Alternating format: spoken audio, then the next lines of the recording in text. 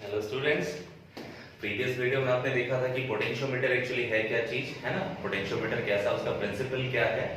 आज हम लोग क्या देखेंगे, पोटेंशियोमीटर का एप्लीकेशन। ठीक है, तो उसके एप्लीकेशन में फर्स्ट एप्लीकेशन, एक्चुअली 3 एप्लीकेशंस हैं। हाँ, तो उसमें से फर्स्ट एप्लीकेशन हम लोग देखने वाले हैं क्या, टू कंपेयर। फर्स्ट एप्लीकेशन है to compare the EMFs of two primary cell। ठीक है, two cells भी लिख सकते हो, two primary cells। चलिए, दोनों सेल के हम क्या देखने वाले हैं, EMF को कंपेयर कैसे करेंगे। ठीक है, तो उसका कंस्ट्रक्शन सबसे पहले देखते हैं। सबसे पहले मुझे एक पोटेंशियोमीटर बनाना होगा। तो एक पोटेंशियोमीटर के लिए मैं एक वायर कंसीडर कर लिया। मैंने बताया था पूरा 4 मीटर या 10 मीटर वायर को एक वायर कंसीडर करके बना सकते हो, वो शॉर्ट हो गया। तो ये हमारा एक वायर हो गया, इस पे कॉपर स्ट्रिप है एक, इसमें से एक ड्राइवर सेल यानी बैटरी लगी हुई थी।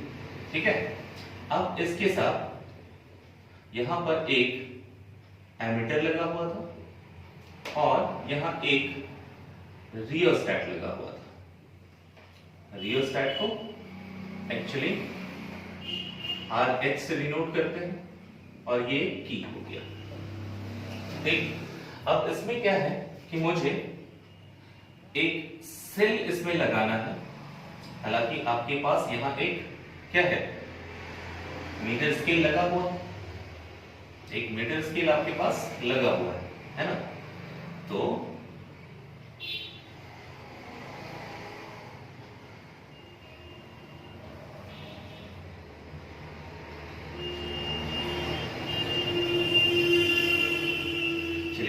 लगा हुआ है। यहां हमने क्या किया, यहां इस एंड ए से, है ना, इस एंड ए से एक सेल लगा दिया और उस सेल में एक टर्मिनल दे दिया। ठीक है, यहां से एक और सेल लगाए, ठीक है, और यहां इसका भी टर्मिनल दे दिया। 2 सेल हमने लगाया है बिकॉज दोनों का मुझे EMF कंपेयर करना है। एक सेल का EMF मैंने माना E1 और दूसरे सेल का EMF मैंने माना E2। ठीक है, इस टर्मिनल को मैंने दे दिया 1 और इस टर्मिनल को मैंने दे दिया 2।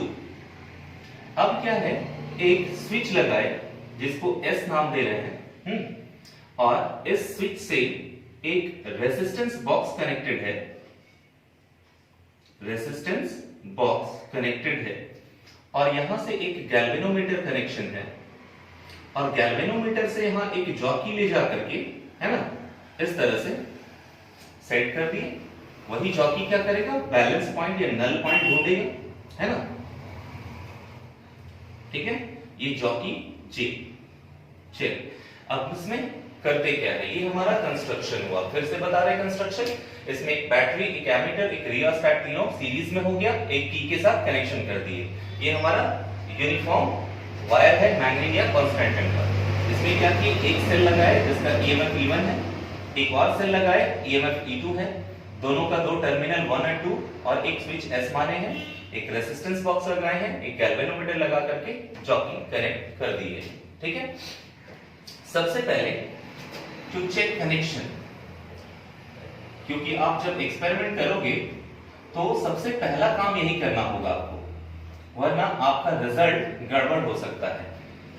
चेक करने के लिए क्या करेंगे, सबसे पहले ये वाला जो जॉकी है उसको इस ए वाले एंड पे पुट करेंगे, मतलब ऐसे उठा करके यहां रखेंगे। तो जैसे ही यहां रखेंगे आप, तो जॉकी का जो देखिए यहां गैल्वेनोमीटर का जो डिफ्लेक्शन है वो तुरंत इस तरह से हो जाएगा।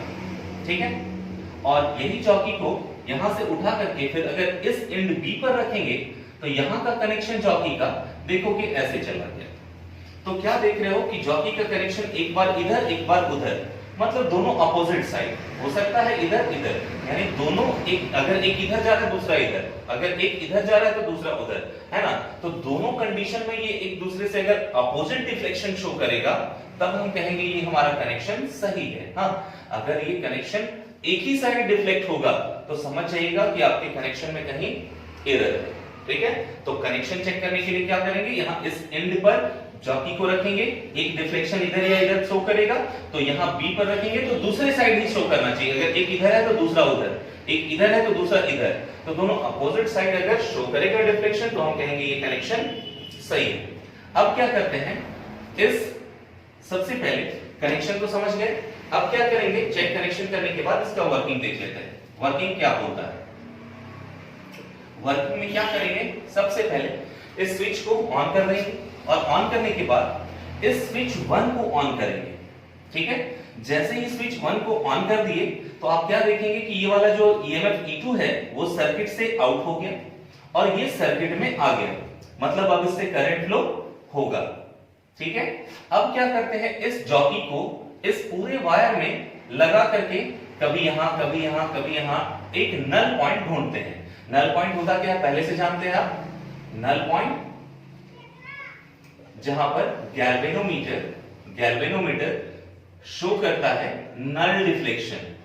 नल डिफ्लेक्शन का मतलब नो डिफ्लेक्शन भी बोल सकते हैं, हाँ नो डिफ्लेक्शन, जहां किसी भी तरह का डिफ्लेक्शन शो नहीं करता है गैल्वेनोमीटर, उसको नल पॉइंट कहते हैं। तो यहां मुझे नल पॉइंट ढूंढना है, तो मान लेते हैं इस J पर मुझे नल पॉइंट मिल गया। ठीक है, तो जैसे ही J पर नल पॉइंट मिलेगा उसका लेंथ मेजर कर लेंगे हम, है ना, उसका लेंथ मेजर कर लेंगे। तो मान लिया हमने लेंथ मेजर कर लिया L1, ये लेंथ है L1, और ये आप क्या देख रहे हो कि A से J तक का लेंथ है L1। हाँ क्या है, here AJ equal to L1, और ध्यान देंगे यहां A से J तक का जो पोटेंशियल डिफरेंस होगा, हाँ क्या लिख रहे हैं, from the principle of potentiometer, principal of potentiometer. ठीक है, पोटेंशियोमीटर का प्रिंसिपल क्या बोलता था कि जो पोटेंशियल डिफरेंस है वो डायरेक्टली प्रोपोर्शनल है लेंथ के। तो जो यहाँ पोटेंशियल डिफरेंस था VA से लेके J तक का है, तो लिख रहा हूं VAJ इक्वल टू, जो प्रोपोर्शनल है लेंथ 1 माना है मैंने, तो इसी को क्या लिख सकते हो, VAJ is equal to a constant और लेंथ L1। इसको चलो अब यहां देख रहे हैं क्या कि ध्यान से इस पॉइंट को देखिएगा कि अगर यहां से करंट गया और ये जीरो, मतलब जीरो करंट दिखाने का मतलब क्या है, यहां से करंट फ्लो नहीं हो रहा, और करंट फ्लो नहीं होने का मेन रीजन बनता है कि यहां का पोटेंशियल डिफरेंस और यहां का पोटेंशियल डिफरेंस दोनों सेम होता है, इसलिए करंट फ्लो नहीं करता। तो जब करंट फ्लो नहीं कर रहा है तो यहां पर का जब करंट फ्लो नहीं होता सर्किट में तो उसका EMF यानी जो बैटरी का जो वोल्टेज है पोटेंशियल वो EMF के टर्म में बढ़ जाता है। तो यहाँ VAJ जो लिखे हैं पोटेंशियल डिफरेंस वो EMF का टर्म बन जाएगा, यानी यहाँ पर जो VAJ है, सिंस VAJ पोटेंशियल डिफरेंस जो है वो EMF बन जाएगा। ठीक है, तो इस EMF को यहां पुट कर देंगे तो क्या होगा, E1 इक्वल टू KL1, इसको मैंने इक्वेशन 1 मान लिया। ठीक है, फिर से देखिए अब क्या कर रहे हैं, इस कनेक्शन को हटा दिए, अब कनेक्शन कर रहे हैं इसको, तो ये वाला सर्किट से ऑफ हो गया, अब ये सर्किट में आ गया, मींस करंट फ्लो होना शुरू होगा। तो हम फिर क्या करेंगे, अब जॉकी को फिर से इधर पूरा ढूंढेंगे, नल पॉइंट कहीं और मिलेगा, तो यही मान लेते हैं कि ये नल पॉइंट कहीं और मिला, यहां पर ये मान लेते हैं हम J डैश पे मिला। ठीक है, J डैश पे मिला, तो उसका तुरंत हम लेंथ मेजर कर लेंगे, मान लेते हैं लेंथ है L2। ठीक है, तो क्या लिखेंगे, from the principle of potentiometer VAJ dash proportional to length L2। तो इसको क्या लिख सकते हैं फिर से, VAJ dash equal to KL2, और अभी मैंने बताया है कि जब भी करंट इस पे जीरो हो जाएगा तो इसका EMF जो पोटेंशियल डिफरेंस है वो क्या बन जाएगा, EMF के बराबर बन जाएगा। तो EMF इसका E2 है, तो ये E2 के बराबर हो गया, तो फाइनली क्या हो गया, E2 इक्वल टू KL2। इसको इक्वेशन नंबर 2 मानते हैं। ठीक है, अब क्या देख रहे हैं कि फ्रॉम इक्वेशन 1 एंड 2 दोनों को हम डिवाइड कर रहे हैं। ठीक है, तो डिवाइडिंग 1 by 2 क्या मिल रहा है मुझे, देखिएगा E1 by E2 equal to KL1 by KL2। देखो K से K मर गया, बाकी बचा क्या भाई, E1 by E2 equal to L1 by L2, ये हमारा रिलेशन हो गया। ठीक है, यही this is the required relation to compare the two EMFs of a cell. Okay, so this is E1 and E2. By the way, length तो हमारा measurement में है, ये हमारा स्केल लगा हुआ है। लेंथ L1 कितना था वो तो हम मेजर कर सकते हैं लेंथ इससे, लेंथ L2 कितना था वो भी मेजर कर सकते हैं इससे, है ना। तो हम क्या लिख रहे हैं, by knowing the value of L1 and L2 we can find, we can compare EMFs of two cells। ठीक है, दो सेल का EMF कंपेयर कर सकते हैं कब, जब हम L1 और L2 को वैल्यू जान जाएंगे। एग्जांपल के लिए क्या मान लेते हैं L1 60 पर है, हाँ, और L2 मान लेते हैं एग्जांपल के लिए, हाँ, और L2 मान लेते हैं 30 सेंटीमीटर पे मिला मुझे, तो क्या हो जाएगा E1 by E2 equal to 60 by 30 means 2। तो यहां पर क्या लिख सकते हैं, E1 जो है वो 2 टाइम्स है E2 के। ये कंपैरिजन हो गया हमारा दो सेल के EMF का। ठीक है, तो ये हमारा कंपैरिजन हुआ। हम लोग नेक्स्ट इसी में देखने वाले हैं दूसरा एप्लीकेशन। तो आप लोगों ने देखा कि कैसे हम लोग कंपेयर करते हैं EMF। अब हम लोग देखने वाले हैं कि किसी सेल में इंटरनल रेजिस्टेंस हम कैसे फाइंड करेंगे। ठीक है, तो सेम एकदम सेम एक्यूरेट, जितना भी टोटल प्रोसेस था सब सेम होगा, एकदम कोई डिफरेंस नहीं आएगा, बस थोड़ा सा स्लाइट डिफरेंस होगा। देखिए अगर ध्यान से समझ जाएंगे तो, हाँ, ये पोटेंशियोमीटर जिसमें एक battery, driver cell, ammeter, rheostat तीनों सीरीज में, दूसरा कनेक्शन B पॉइंट से और A पॉइंट से हमने क्या किया, एक सेल जिसका मुझे इंटरनल रेजिस्टेंस फाइंड करना है, हाँ, लगा दिया। ठीक है, इसका EMF मैंने मान लिया E है।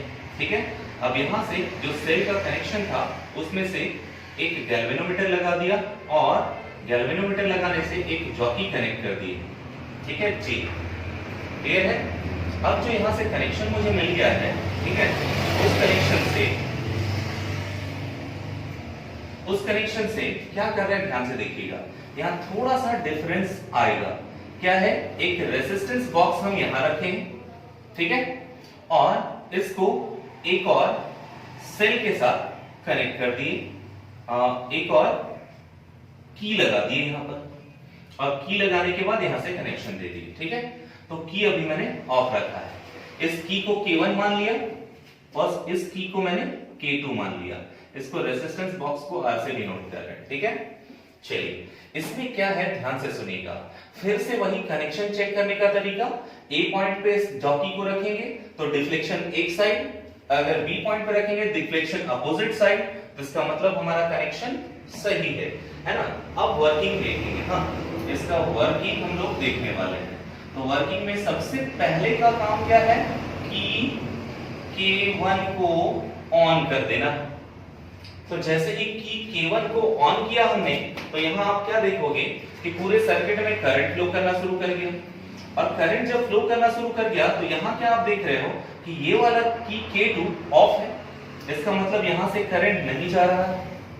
ठीक है, इसमें करंट अभी नहीं है। तो फाइनली जैसे ही यहां से करंट फ्लो होगा, अब इस जॉकी को क्या करेंगे, यहां से उठा करके यहां से नल पॉइंट ढूंढना शुरू करेंगे। तो मान लिए कि ये नल पॉइंट इस J पर मिला मुझे, है ना, और इस J का मुझे लेंथ फाइंड कर लेना होगा तुरंत, जो मीटर स्केल यहां लगा होता है उससे फाइंड कर लेना होगा। लेंथ मान लिया हमने, L1 मिल गया। ठीक है, तो फिर वही प्रिंसिपल ऑफ पोटेंशियोमीटर यूज करेंगे। क्या होता था पोटेंशियोमीटर का प्रिंसिपल कि पोटेंशियल डिफरेंस, तो यहां पर क्या है V, एक्चुअली लेंथ जो है हमारा A से J तक का वो L1 माने। ठीक है, तो पोटेंशियल भी A से लेके J तक का डायरेक्टली प्रोपोर्शनल होगा उसके लेंथ के, करस्पॉन्डिंग लेंथ L1 है। सो VAJ और इक्वल टू KL1। ठीक है, अब बताए कि जैसे ही यहां पर करंट तो जीरो हो गया था, तो जब करंट जीरो होता है तो उसका पोटेंशियल डिफरेंस सेल का EMF में कन्वर्ट हो जाता है। तो यहां पर क्या होगा कि since VAJ is equal to EMF E, क्योंकि E मैंने माना, तो ये हो जाएगा E इक्वल टू KL1। तो ये इसको इक्वेशन 1 मान लिया मैंने। अब देखिए फिर से हम क्या करने वाले हैं, अब की K2 को ऑन करने वाले हैं। हाँ, क्या करने वाले हैं कि K2 को ऑन करने वाले हैं कि K2 अब इसको ऑन कर दिए। तो जैसे ही इसको हम ऑन करेंगे तो ऑन करने पर क्या होगा, ये सिंबल ऑन का हो गया। जैसे ही ऑन किए तो अब ये जो जॉकी का J मिला था नल पॉइंट, फिर से ढूंढेंगे नल पॉइंट तो सेम तो मिलेगा नहीं, कुछ डिफरेंट हो जाएगा। तो मान लेते हैं कि यहां पर मेरा J डैश मिला, मतलब नल पॉइंट मिला। ठीक है, तो इसके लेंथ को फिर से हम मेजर कर लेंगे, जो हमारा मीटर स्केल लगा हुआ है उससे L2। ठीक है, तो अब यहां फिर से प्रिंसिपल ऑफ पोटेंशियोमीटर यूज करेंगे, potential difference directly proportional to length, है ना। तो क्या होगा यहां potential difference A to J dash proportional to length, length हमने L2 माना है और यहां A J डैश को क्या माना है L2। ठीक है, इसलिए यहां पर क्या होगा VAJ dash equal to KL2।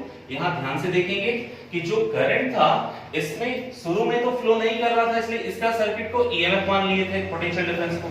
लेकिन अब क्या है, जब इसको ऑन कर दिए तो यहां से पूरा सेल में करंट फ्लो हो रहा है।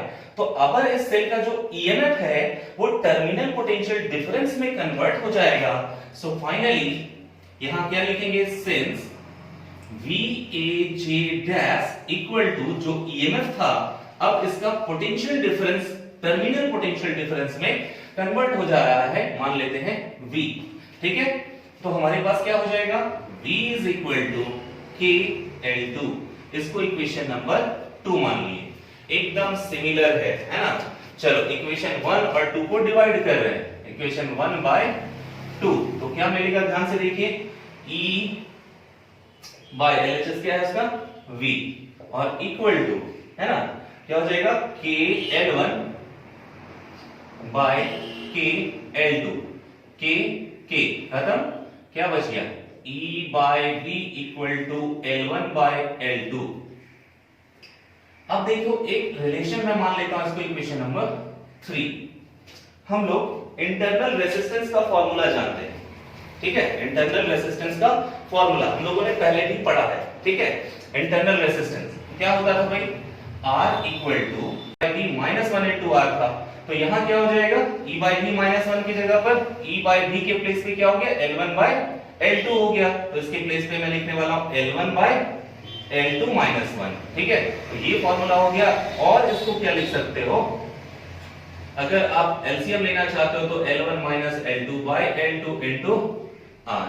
ये हो गया इंटरनल रेजिस्टेंस। ठीक है, तो ये हमारे दो एप्लीकेशंस हो गए, जिसमें से फर्स्ट था टू ईएमएफ को कंपेयर करना और दूसरा क्या है, इंटरनल रेजिस्टेंस फाइंड करना। Okay, thank you.